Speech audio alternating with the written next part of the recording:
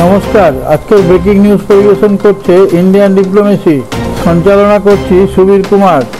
ভারত এখন আকাশে নিজেদেরকে শক্তপোক্তভাবে গড়ে তুলছে। নিজেদের টেকনোলজিতে ফাইটার জেট থাকা সত্ত্বেও ফ্রান্স থেকে 114টা রাফেল কিনছে। ভারতের বায়ুসেনা পৃথিবীর মধ্যে চতুর্থ স্থানে রয়েছে, যদিও সেটা কাগজে কলমে। আর রণনীতির ক্ষেত্রে দেখতে গেলে পৃথিবীতে 1 নম্বরেই আছে। যুদ্ধের মতো পরিস্থিতি হলে যে পরিকল্পনা করে এগোয় সেটা আর কেউ পারে না। কিছু ফাইটার জেট কমে যাওয়ার কারণে আবার 114টা রাফেল কেনা হচ্ছে। তবে এটাই শেষ নয়, গল্পের এখন সবে শুরু। সম্পূর্ণটা জানতে হলে ভিডিও শেষ পর্যন্ত দেখতে হবে। ভারতকে উপরে তুলে ধরার প্রণালী দেখলে গর্বে আপনার বুক ফুলে যাবে। তাহলে গল্পটা এখান থেকেই শুরু করি। ভারত নিজেদের টেকনোলজিতে যে ফাইটার জেট তৈরি করছে তার নাম তেজস MK-1A। এই তেজস MK-1A রাফেলের মতনই অনেক উচ্চমানের ফাইটার জেট। এই মুহূর্তে আমাদের ফাইটার জেট কিছু কমে যাওয়ায় বাধ্য হয়েই ফ্রান্স থেকে রাফেল কিনতে হচ্ছে। আমাদের তেজস MK-1A যদি তৈরি হয়ে যায় তখন আর বাইরে থেকে কোনো জেট কিনতে হবে না। MiG-21 বাইসন আমাদের কাছে আছে, কিন্তু সেটা অনেক পুরনো হয়ে গেছে। এখনকার অত্যাধুনিক ফাইটার জেটের সঙ্গে এটা উঠতে পারবে না। সেই জন্য এদেরকে রিটায়ার্ড করানো হচ্ছে। তেজস MK-1A 5th জেনারেশনের ফাইটার জেট। যখন আকাশে উড়বে তখন শত্রু দেশের অনেক বাঘা বাঘা ফাইটার জেটও ভয়ে কাঁপবে। এর ডিজাইন এবং মোটর এতই শক্তপোক্তভাবে করা হচ্ছে কোনো রেডারও চট করে ধরতে পারবে না। রেডার যখন বুঝতে পারবে ততক্ষণে কাজ সেরে নিজেদের সীমানায় চলে আসবে। ভারতের আগের যে বিমানগুলো MiG-2 এগুলো পুরনো হয়ে যাওয়ায় এগুলোকে বন্ধ করে দেওয়ার জন্য একটা শূন্য জায়গা তৈরি হয়েছিল। ভারতের তো আশপাশে শত্রুর অভাব নেই, সেই কারণে এক্ষুনি যদি কোথাও যুদ্ধ লেগে যায় তাহলে অসুবিধা হতে পারে। সেই জন্য রাফাল কিনে সেই শূন্য স্থানটা পূরণ করা হলো। আর ভারতের তেজস MK-1 রেডি হয়ে গেলে ভারতের দিকে তাকাতে হলেও 10 বার ভাবতে হবে। সেই জন্য ইসলামাবাদ থেকে বেইজিং সবার মুখ বন্ধ হয়ে গেছে। বলা হচ্ছে তেজস MK-1A রাফেলের থেকেও কার্যকরী ভূমিকা নেবে। এর যে রেডার সিস্টেম আছে সেটা ভীষণ উন্নত মানের। 300 কিলোমিটার দূর থেকে কোনো মিসাইলকে আসতে দেখলেই নিজের কাছে থাকা যে মিসাইল সেইটা ছুঁড়ে তাকে আকাশেই ধ্বংস করে দেওয়ার মতন ক্ষমতা রাখে। চীনের JF-17 ব্লক 3 কাগজে কলমে বিরাট কিছু, কিন্তু বাস্তব ক্ষেত্রে তেজস MK-1A ওর থেকে অনেক বেশি স্পিডি এবং এর ডিজাইন এমনভাবে করা হয়েছে কোনো রেডারও চট করে ধরতে পারবে না।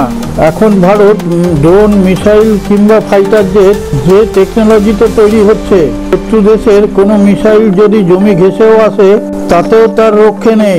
ভারত অস্ত্রশস্ত্রে যেভাবে বলীয়ান হয়ে উঠছে, উদাহরণস্বরূপ ভারতকে বলা হচ্ছে ভারতের স্বর্ণযুগ চলছে। এরপর ভারতের তেজস MK-1A চলে এলে ভারতকে অজেয় করে তুলবে। এর আগে ভারতকে অস্ত্র কেনার বাজার হিসেবে ধরা হতো, কিন্তু এখনকার ভারতকে অস্ত্র বিক্রেতা হিসাবেও ধরা হচ্ছে। কারণ অপারেশন সিঁদুরে যা দেখিয়েছে তাতে চীন এবং আমেরিকার অস্ত্রের বাজার অনেক খারাপ হয়ে গেছে। চীন এবং আমেরিকার অস্ত্রের যে দাম তার থেকে ভারতের অস্ত্রের দাম অনেক কম। সবাই এখন তাই ভারতের দিকেই ঝুঁকছে।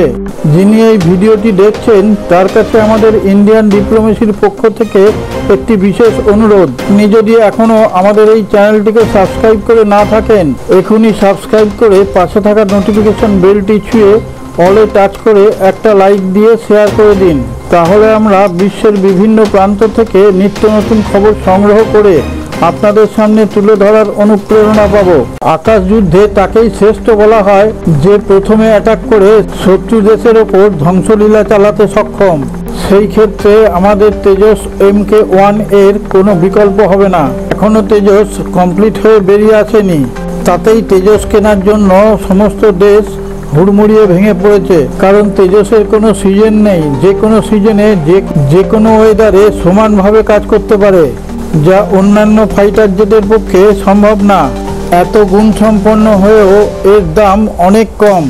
আমেরিকার শ্রেষ্ঠ ফাইটার জেট 5th জেনারেশনের F-35 চাইলেও সবাইকে দেয় না। ভারতের কাছে আর্জি জানিয়েছিল এটা কেনার জন্য, কিন্তু ভারত বিনম্রভাবে বলে আমার এখন এটার দরকার নেই, কারণ তেজস কিছুদিনের মধ্যেই রেডি হয়ে যাবে। আর রাফাল অলরেডি কিনে নিয়েছে 114টা।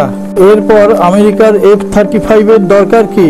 কারণ তারা কেউই জানতে পারছে না ভারতের তেজস Mk-1 এর ক্ষমতা কতখানি। যখন প্রয়োজনে জানতে পারবে তখন হকচকিয়ে যাবে।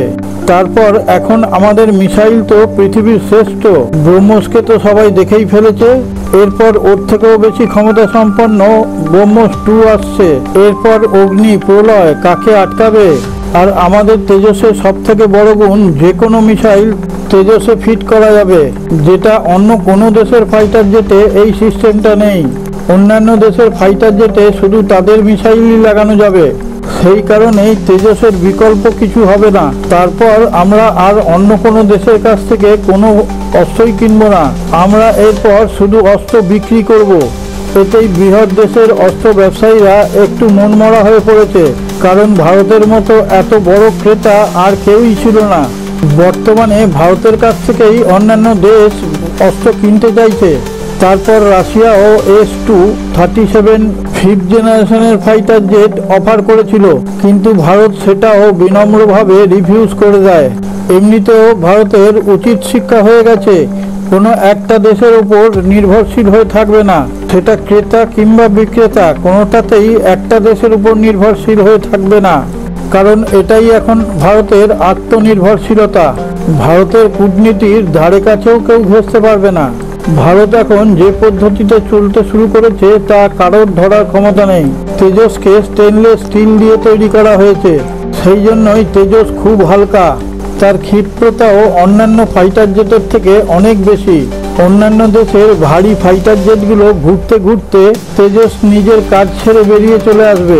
রাফাল নেওয়ার একটাই উদ্দেশ্য, এর আগে 36টা রাফাল নিয়েছিল ভারত এবং অপারেশন সিঁদুরে সেটা পরীক্ষিত।